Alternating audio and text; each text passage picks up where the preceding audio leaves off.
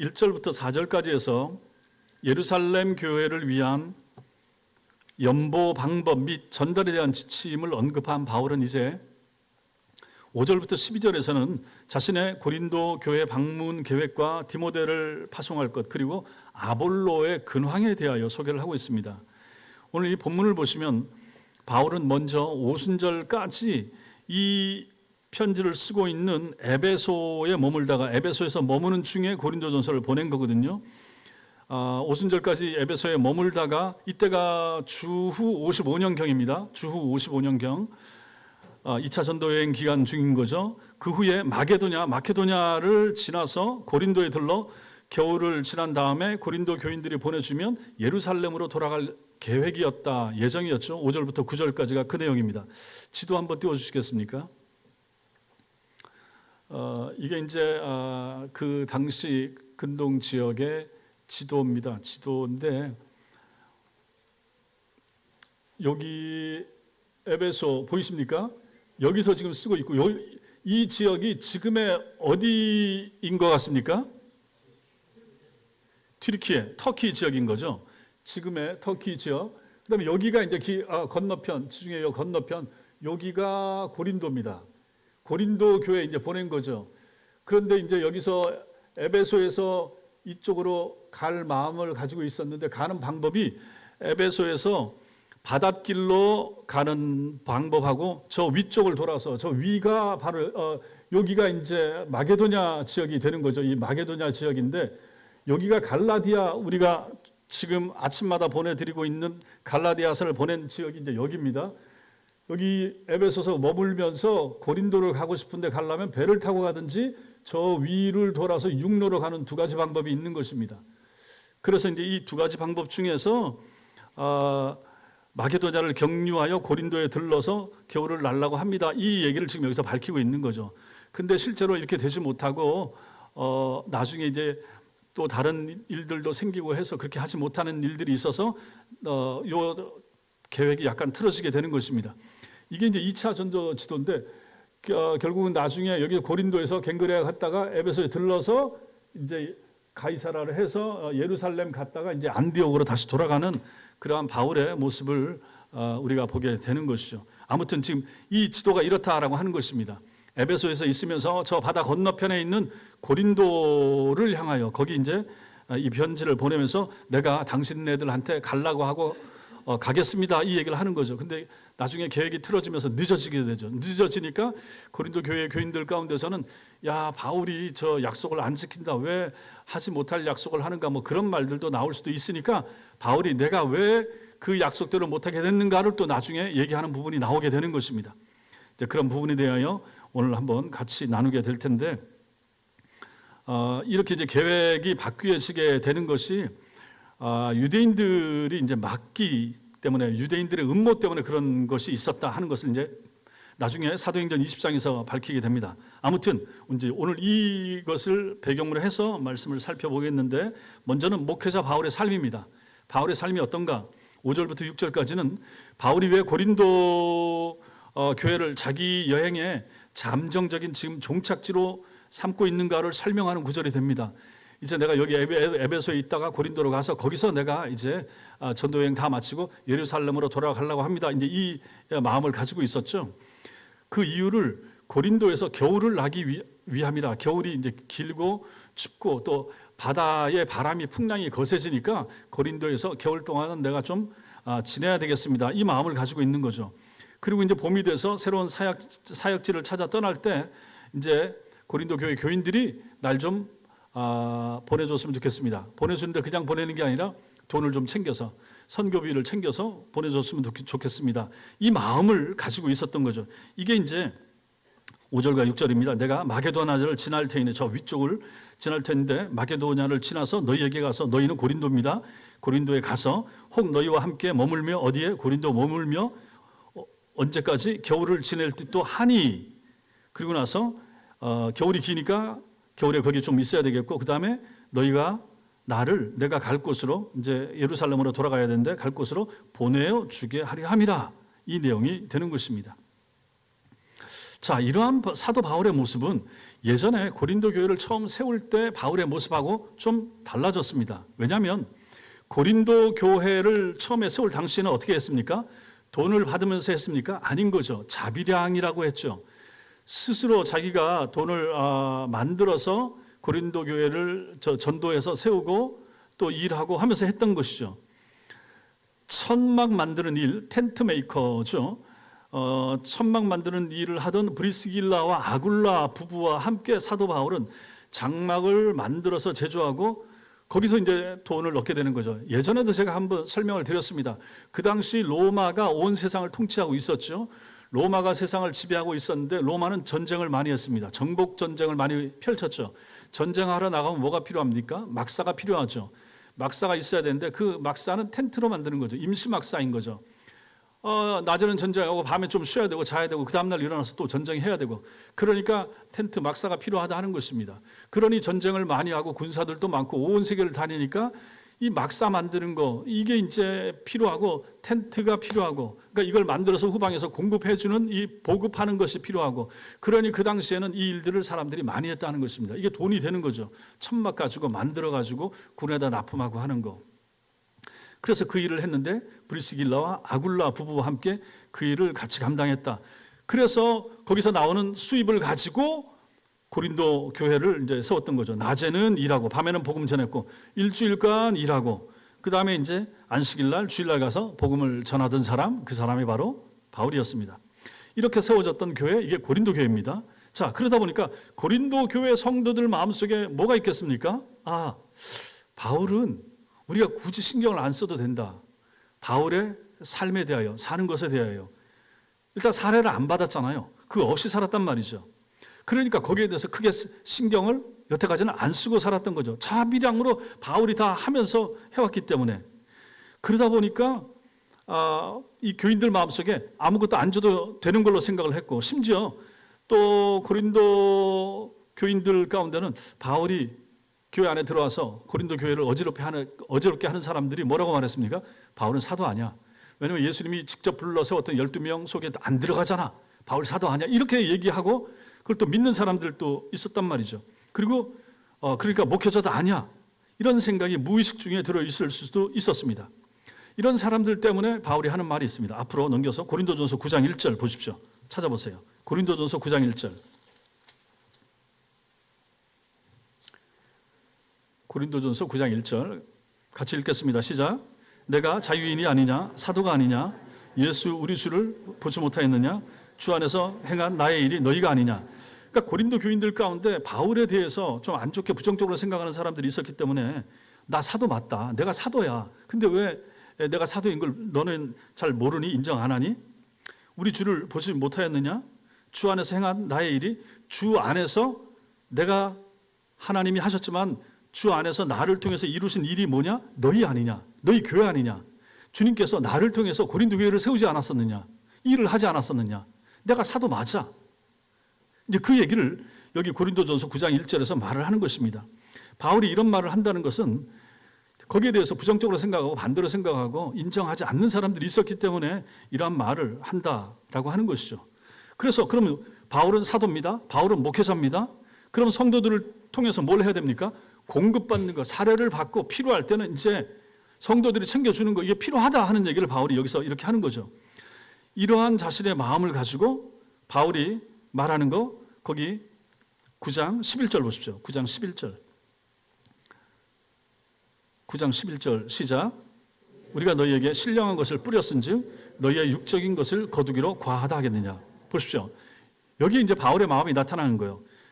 우리가 너희에게 신령한 것을 뿌렸은즉 신령한 것을 뿌렸다는 것은 복음을 뿌렸다는 거죠. 하나님 말씀을 뿌리고 전했다는 거죠. 자, 그래서 그 사람들이 회심하고 돌아오고 신자가 됐습니다. 그런 사람들이 은혜 받고 했으니까 뭘 해야 됩니까? 너희의 육적인 것을 거두기로. 너희의 육적인 것, 헌금을 말하는 거죠. 사례를 말하는 거죠. 이걸 내가 받는다고 해서 지나칩니다. 이렇게 말할 수 있겠느냐? 그럴 수 없다는 얘기 아닙니까? 처음에 교회를 개척하고 어려웠을 때는 바울 자신이 스스로 일을 해서 돈을 모아서 했지만 이제 어느 정도 됐고 성도들도 모이고 이제 여력도 되고 하면 이제 내가 텐트 만드는 일을 안 해도 되지 않느냐? 그리고 너희가 모아준 그러한 돈 가지고 사례비 받으면서 내가 사역할 수 있지 않겠느냐? 이게 과하냐? 이게 지나친 것이냐? 하는 거죠. 이해가 되십니까? 처음에 그런 걸 안 하다 보니까 성도들은 거기에 신경을 안 쓰고 있다가 나중에 이제 그걸 만약에 요구를 한다고 했을 때 우리 목사님 변했네, 바울 선생님 변했네, 이러한 생각을 저 사람들이 할 수가 있다 하는 것이 여기 이제 들어있는 내용이 되는 것이죠. 바울은 목회자로서 신령한 것을 뿌렸죠. 그러고 나서 물질적인 거두는 존재라라고 하는 것이죠. 이 얘기를 여기서 밝히는 것입니다. 성도들 중에는 이 사도 바울의 경우를 예로 들어서 참된 목회자라면 자비랑으로만 사역하는 것이 옳다 이렇게 생각하는 사람들도 있는 것입니다. 이게 별로 바람직하지 않죠. 물론 오늘날 목회 형태가 여러 가지고 그중에 지금 카페 목회하는 분들도 계시고 여러 가지 다양하게 목사님들이 뭐 주유소 알바라든지 뭐도 하고 또 같이 하고 각 교단들마다 겸직 뭐 할 수도 있다 이런 얘기도 이제 나오고 겸직도 당연히 하고 목사님들 사례비 생활비 다 못 챙겨주니까 목사님들이나 사모님들이 알아서 또 일을 해서 챙겨야 되고 그런 경우가 지금 되긴 됐습니다. 그럼에도 불구하고 그런 문제들 가운데서 우리가 오늘 이 바울이 말하는 것을 이걸 볼 필요가 있다 하는 것입니다. 성도들 입장에서 그게 마땅하다 당연하다. 뭐 목회자라고 해서 우리랑 별 다른가? 주중에 크게 교회를 위해서 성도도 만약에 개척교회니까 많지 않은데 목사님들도 일 좀 하시고 본인 생활비 본인이 벌고 뭐 교회에서 필요하면 어느 정도 좀 적절하게 줄 수도 있지 뭐 이렇게 생각할 수가 있습니다. 물론 처음에 교회를 개척하거나 했을 땐 그럴 수가 있죠. 근데 이 생각이 계속해서 굳어지게 된다. 그러면 이것은 좀 곤란해진다라고 하는 것이죠. 그 얘기를 이제 여기서 바울이 지금 하고 있는 것입니다. 그 당시에 고린도 교회에 이러한 마음을 가진 사람들이 있었기 때문에 바울이 지금 이 얘기를 여기서 하고 있는 것입니다. 이런 사람들은 바울의 경우를 자꾸 예를 들어서 아니 바울 같은 사람도 자비랑으로 했는데 왜 우리 목사님은 못합니까? 이렇게 말할 수 있는데 이게 그렇게 말할 수 있는 요소가 아니더라라고 하는 것입니다. 생각을 해보십시오. 만약에 목회자가 신령한 것을 뿌리고 하늘의 이슬이나 먹고 사는 존재일 것 같으면 구약을 보십시오. 왜 하나님께서 레위인들을 따로 구별해서 레위인들에게는 일 못하게 하고 성읍을 따로 줘가지고 거기서 생활을 하게 했겠습니까? 거기 있으면서 나머지 11지파 사람들이 낸 것 가지고 레위인들을 먹고 살게 하고 너희는 먹고 살고 신경 쓰지 말고 제사하는 거 성도들한테 바른 말씀 전하는 거 그거 열심히 해라 라고 해서 레위 지파 사람들을 따로 구별해 놓지 않았습니까? 그래서 이 사람들을 먹고 사는 것에 대해서 염려 없도록 고기를 가지고 와서 제물로 바치고 짐승의 가장 좋은 기름이나 이런 부분은 떼어서 제사장에게 주고 하는 것이 구약에서부터 그 정신은 그대로 내려오더라라고 하는 것입니다. 그러니 이 당시의 고린도 교회 성도들처럼 인색해서 바울에게 교역자에게 돈 주고 사례 주고 하는 것에 대해서 부정적으로 생각하는 사람들에 대해서 이 말씀이 그래서는 안 된다라고 하는 것을 우리에게 알려주고 있는 것입니다. 목회자들이 거룩하고 신령한 일을 위해서 애를 쓰고 씨를 뿌리지만 세상에서 목회자들이 거두는 것은 무엇입니까? 교회 안에서 사례를 물질을 돈으로 받는 거예요. 육신의 것을 받는 거죠. 그들은 목회자들은 성도들을 위해서 성도들에게 신령한 것을 뿌리고 말씀을 뿌리고 기도를 뿌리고 영적인 것을 전해주고 그리고 육신의 것을 거둘 자격과 권리가 있는 것입니다. 반대로 성도들은 신령한 것으로 가르침을 받고 육신의 것으로 헌금이나 이걸 낸 거 가지고 사례비조로 목회자들을 부양할 의무가 있는 거죠. 여기에 대해서는 다른 생각을 우리 교회 교인들 가운데는 그런 생각을 하시는 분이 없지만 이게 이제 성경적인 원리라고 하는 것입니다. 그래서 목회자들은 전임 사역을 하게 되면 일을 그만둬야죠. 그게 맞고 옳습니다. 근데 이제 그 전까지는 교회가 자립이 되기 전까지는 어느 정도는 허용이 되는 거죠. 또 생활해야만 하니까요. 그러니까 그런 면에 있어서 이제 교회가 목회자들 잘 돌아보는 것이 필요하다 하는 것을 우리는 여기서 보게 됩니다. 또 만약 목회자나 제가 앞으로 또 어떻게 될지 모르겠지만 선교지에 돌아보러 가야 되겠습니다. 미얀마를 간다든지 한국 했을 때도 마찬가지입니다. 그러면 제가 거기 사역지에 그 선교지에 나갈 때 그 비용을 성도님들이 해 주셔야 되는 거죠. 목사님 받은 사례비 중에서 알아서 하십시오. 이러겠습니까? 아닌 거죠. 이제 그런 부분 다 여기에 되는 거죠. 바울이 내가 겨울을 지나고 나갈 때 예루살렘으로 돌아갈 때 여기는 구체적으로 안 나와 있지만은 보내주길 바랍니다.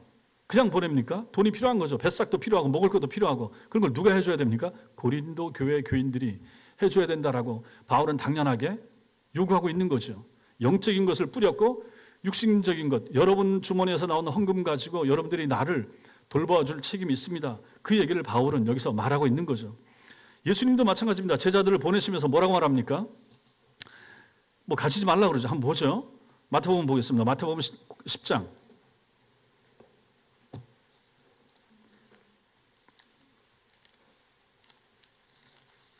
마태복음 10장 9절 10절.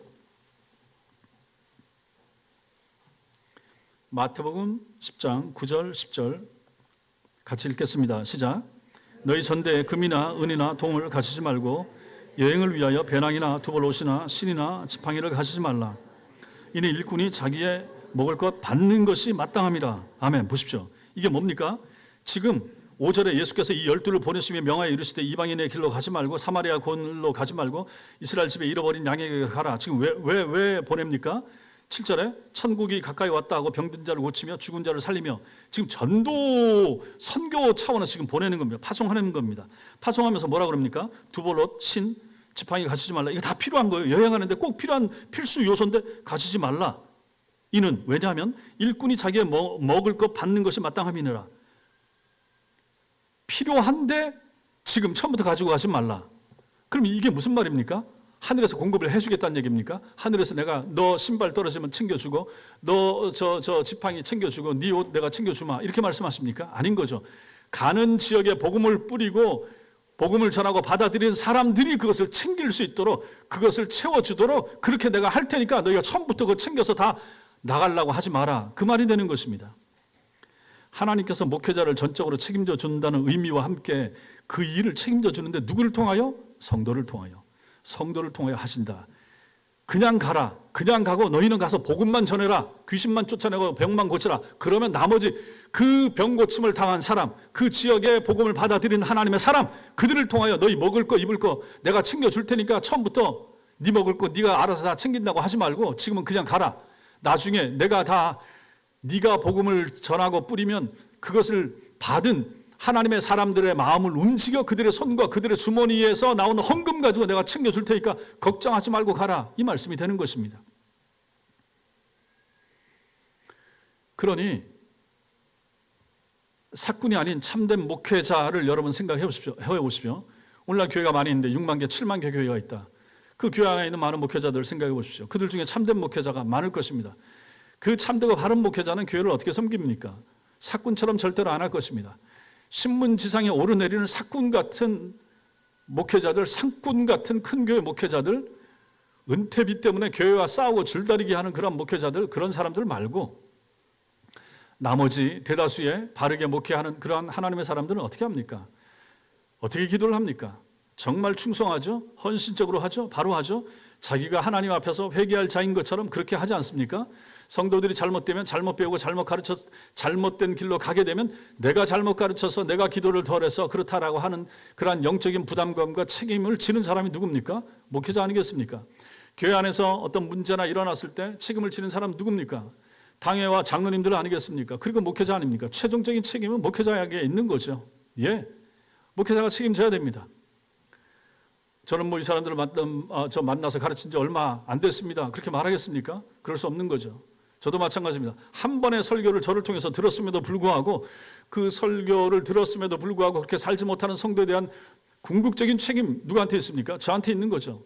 잘 못 산 사람에 대해서는 하나님이 또 따로 물을 것이지만 목회자는 그런 책임을 다 지는 사람이라고 하는 것이죠. 그리고 목회자와 함께 그 책임을 같이 지는 사람으로서 하나님께서 교회 안에 장로님들을 허락해 놓으신 것이죠. 같이 가는 거죠. 그러니 이런 역할을 감당하는 이 목회자에게 성도들이 목회자의 생활비나 사는 것에 대해서 어려움이 없도록 챙겨주는 것은 지극히 당연한 거 아니겠습니까? 교회가 자립하여 세워지고 재정적인 그 여력이 있으면 채워줘야 되는 거죠. 물론 그렇다고 해서 목회자가 지나치게 요구하는 것도 잘못된 것이고 그럴 참되고 바른 목회자도 없겠지만은 그러니 이게 참 중요한 것입니다. 양쪽이 다 마찬가지인 거죠. 목회자가 돈을 밝힌다든지 물질에 너무 관심을 기울이는 이것도 잘못된 것이고, 성도들이 목회자에게 있어서 너무 인색하게 군다든지 이런 거 안 주려고 한다든지 이런 것도 바람직하지 못하다라고 하는 것입니다. 저는 미국에 있으면서도 미국 교회 교인들의 그러한 잘못된 행태를 봤죠.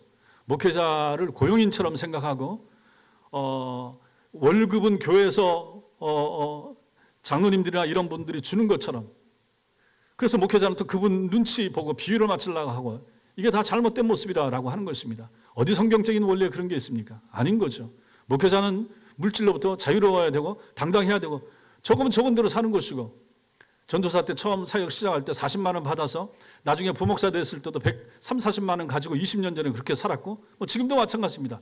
있는 거 가지고 있는 대로 살면 되는 것이고, 거기서 얼마나 많이 남든 사실 모으면서 살 수는 없었습니다. 지금까지도 거의 마찬가지였고요. 그럼 그대로 사는 것입니다. 그게 목회자의 삶인 것이고, 성도들은 가급적이면 우리 목사님 대접을 잘해주려고 애를 쓰고, 여러분들 지금 저를 잘 대접해주고 계십니다.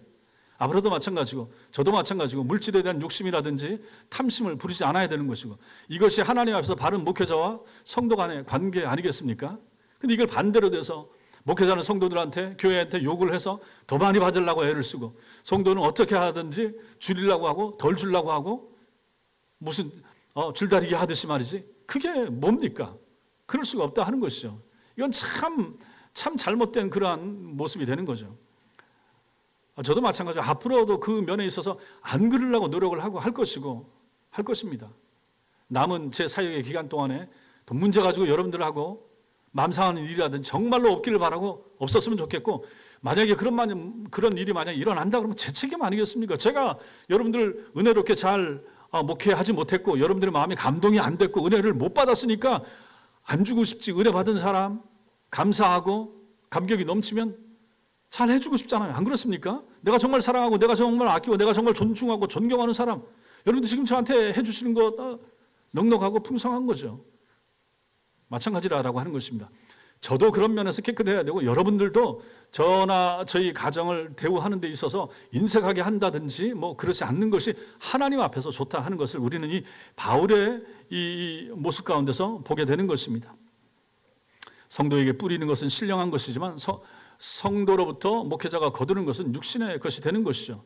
그래서 갈라디아서 6장 6절 말씀을 보시면, 가르침을 받는 자는, 성도를 말하는 거죠. 말씀을 가르치는 자와 목회자를 말하는 거죠. 모든 좋은 것을 함께하라. 모든 좋은 것을 함께하라. 이걸 가지고 현대인의 성경은 하나님의 말씀을 배우는 사람은 가르치는 사람과 온갖 좋은 것을 나누어 가지십시오. 믿습니까? 나누어 가지시겠습니까? 뭘 나누실랍니까?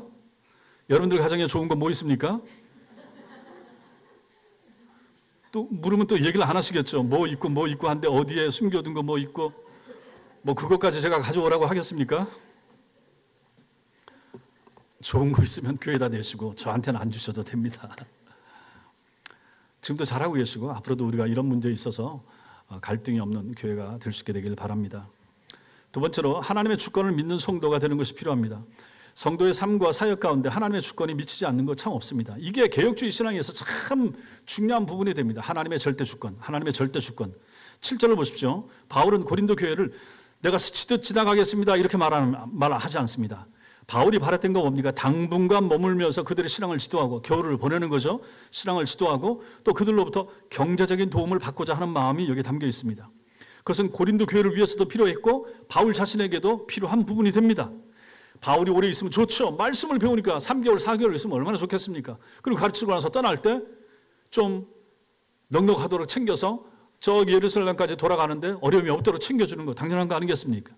근데 바울은 이 일에 있어서 하나의 전제 조건을 제시하고 있는 것을 보게 됩니다. 7절에 이제는 지나는 길에 너희 보기를 원하지 아니하노니, 그러니까 지나가면서, 스쳐 지나가면서 너희 보고 싶지 않다. 머물러 있으면서 너희를 보기를 원한다.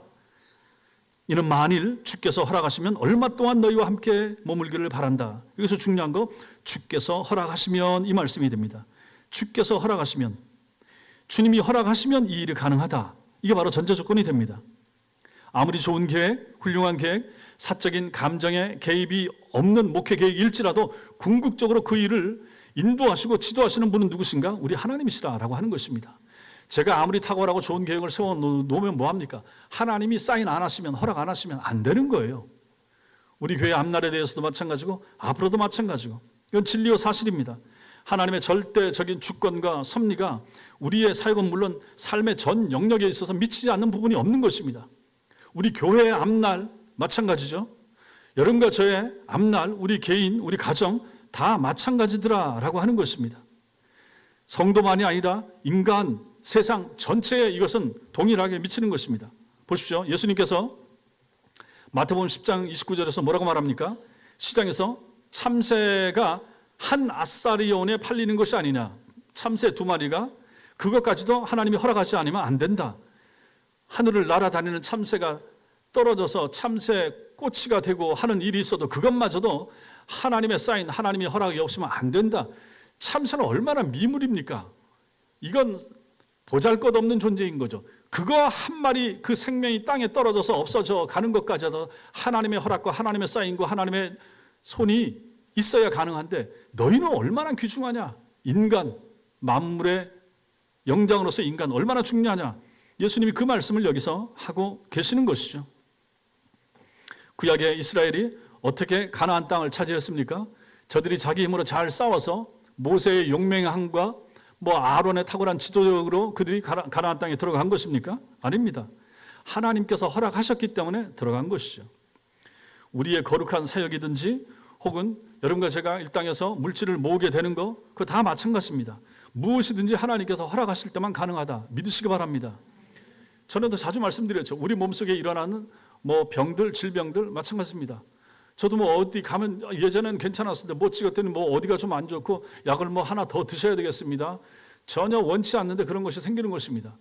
몰랐던 거죠. 그런데 혈액 검사를 했더니 그런 게 나오고 또 좀 이따 저 CT 한번 찍어보시죠 해서 찍었더니 이제 안 보이던 부분에 하나 더 나와서 약 하나 더 드셔야 됩니다. 그렇게 되는 거죠.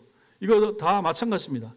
하나님의 허락하심 가운데 하나님의 돌보시고 하나님이 날 지켜주시고 여러분들이 저를 위해서 기도하시고 그럼에도 불구하고 이런 일들은 일어날 수밖에 없고 일어나고 이것도 하나님의 허락하심 가운데 되는 것이라고 하는 것이죠. 저만 그러겠습니까? 여러분 다 마찬가지인 거죠.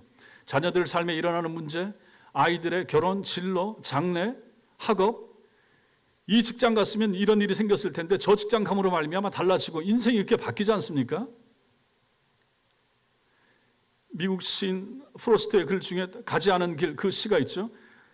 끝까지 간 다음에 내가 그때 갈라지는 그 길에서 저쪽 길로 왔었으면 어떻게 됐을까 생각하는 그 내용이 나오는데 우리 인생 마찬가지 아니겠습니까? 고등학교를 이 길로 지나가고 대학교 때 고등학교 때 이과나 아니면 문과 둘 중에 하나를 갈라지고 거기서 했기 때문에 문과 쪽으로 가게 되고 또 한 사람은 이과 쪽으로 가게 되고 인생이 달라지고 직업이 달라지고 거기서 만난 아내나 남편이 달라지고 인생이 얼마나 크게 바뀝니까? 그 모든 것이 하나님의 손 안에 있더라 하는 것입니다. 하나님이 허락하시는 것이죠. 내가 사업을 해서 잘 될 수도 있지만 안 되고 어렵고 망하고 문 닫고 폐업하는 경우도 있는 거죠. 폐업하는 사람들 중에 다 불신자만 있습니까? 아닌 거죠. 신자들도 있는 거죠. 그러니 우리는 이것을 인정할 수밖에 없다. 이게 바로 뭡니까? 하나님의 주권을 믿는 성도라고 하는 것이죠. 하나님이 우리를 돌보셔도 망할 때는 망하는 것입니다. 하나님이 우리를 돌보시고 지키셔도 아픈 건 아픈 것이고 죽긴 죽어야 하는 거예요. 하나님이 돌보면 다 100세 넘어야 됩니까? 안 그런 겁니다. 그렇게 생각할 필요 없습니다. 하나님의 돌보신 가운데 병 알아서 골골 할 수 있고 하나님의 돌보신 가운데 선교사들이 선교지에서 비명 행사할 수도 있는 것, 이것이 바로 하나님의 주권을 믿는 성도의 삶인 것입니다. 다 하나님의 뜻대로 되는 것입니다. 역대상 29장 12절 말씀에도 있는데 그거 말고 우리 잠언서 말씀 보겠습니다. 잠언서 21장 1절 거기 찾지 마시고 앞에 띄웁니다. 위에 같이 읽겠습니다. 시작. 왕의 마음이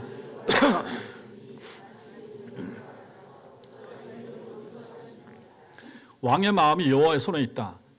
한 나라 왕 얼마나 대단합니까? 윤석열 대통령 대단합니다. 그러나 그 한 사람의 마음 움직이는 거 이렇게 할 수 있고 저렇게 할 수 있고 이것도 여호와의 손에 있다. 여호와의 손에 있다. 이렇게 적용할 거 없죠. 특검을 받든지 안 받든지 뭘 하든지 간에 이것도 다 여호와의 손에 있다. 야당이 어쩌고 여당이 어쩌고 우리는 다 그렇게 보이지만 이거 하나님의 손에 있다. 마치 본물과 같아서 보의 물과 같아서 보의 물 본물 아십니까? 본물 아십니까? 아는 분들은 연세 드신 분들이고, 논에 물 대기 위해서 보에 가둬놓고 물 모아놓은 거, 그렇죠? 봄물 모르는 분들은 서울 출신들이고, 제 아내나 우리 성곤사님이나 이런 분들은 뭐 알 턱이 없을 수도 있겠죠. 저는 시골 출신이라 봄물도 알고 물 대는 것도 봤고, 저도 저 흙 제치고 물 들어가기도 하고, 여기서 물 내려가야 저 밑에 논에도 또 물 내려가고 봄물, 보의 물. 봄물은 누구 마음대로 움직여줍니까? 봄물은 누구 마음대로 움직입니까? 주인 마음대로, 논 주인 마음대로 움직이는 거죠. 저 밑에 안내 보내주면 막을 수 있지. 막으면 어떻게 됩니까? 아랫집하고 싸우게 되겠죠. 자기 마음대로 할 수 있죠. 요만큼 터줄 수 있고 요쪽에서 터줄 수 있고. 보의 물, 이것처럼 봄물은 주인 마음대로 하는 겁니다. 그것처럼 왕 대단하죠. 그런데 왕의 마음을 누가 움직이시는가? 누가 움직입니까? 여호와께서 움직이신다라고 하는 거죠. 그래서 여호와는 어떻게 하십니까? 그가 임의로 인도하신다. 하나님의 뜻대로 움직이는 거예요. 우리는 다 김정은이 마음도 마찬가지고 푸틴의 마음도 마찬가지고, 그 사람들의 삶을 주관하는 분이 누군가 자기들은 인정 안 하겠지만 그 뒤에 여호와 하나님이 통치하시고 다스린다라고 하는 것입니다. 세상이 흉악하고 전쟁이 일어나서 어렵기는 하지만은 그럼에도 불구하고 그 일이 지금 이 땅에 종말을 향해서 가고 있는 이 교회 역사 가운데서 필요하니까 하나님이 허락하시는 것이죠. 그러니까 참 어떤 사람들은 야 그럼 하나님이 잔인하다. 왜 그 전쟁 그 무고한 사람들 죽게 만드는가. 우리는 그렇게 말할 수 있지만 하나님의 역사 진행 가운데 그 일은 수도 없이 지금까지도 일어나 왔고, 전쟁은 숱하게 일어났고, 수많은 선량한 사람들이 많이 죽어왔고, 그럼에도 불구하고 역사는 하나님의 뜻 안에서 진행되어 갔고, 그 배후에 보이지 않는 하나님의 보이지 않는 손이 있어 왔고 지금도 있다라고 하는 것입니다. 우리 보기에 불합리하고 우리 보기에 불공정하고 억울하고 답답하고 암담하지만 그럼에도 불구하고 하나님이 통치하시고 다스린다는 사실을 믿으시기 바랍니다. 이게 하나님이 세상을 이렇게 다스리는 거죠. 저 밑에 영어 성경 보십시오. The king's heart, 하나님의 왕의 마음이 is in the hand of the Lord, 하나님의 손 안에 있다.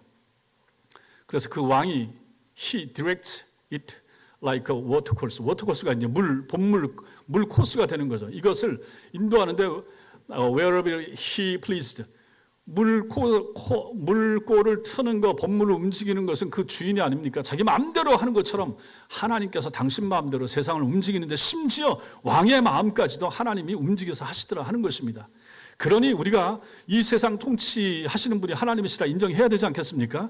예, 남북이 분단되어 있고 우리는 그것을 위해서 끊임없이 기도하지만 결국은 그 모든 것을 이루시고 통일되게 하든지 아니면 이대로 살다가 예수님 재림할지, 그래서 전부 다 하나님의 손 안에 있는 것입니다. 하나님 마음대로 임의로 하나님께서 움직이시고 주관하신다. 믿으시기 바랍니다. 이걸 믿는 신앙, 이게 바로 하나님의 주권을 믿는 신앙이 되는 것이고, 우리는 이런 신앙을 가지고 있는 거죠.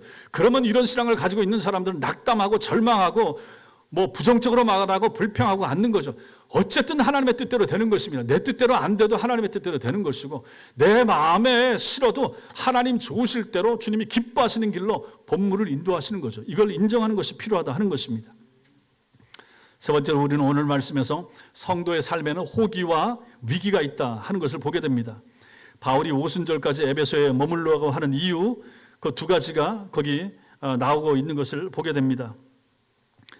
8절, 9절 보면 내게 광대하고 유효한 문이 열렸으니, 에베소에서 있는 동안에 넓고 효력 있는 효과적인 문이 열렸다. 전도의 문이 열렸다.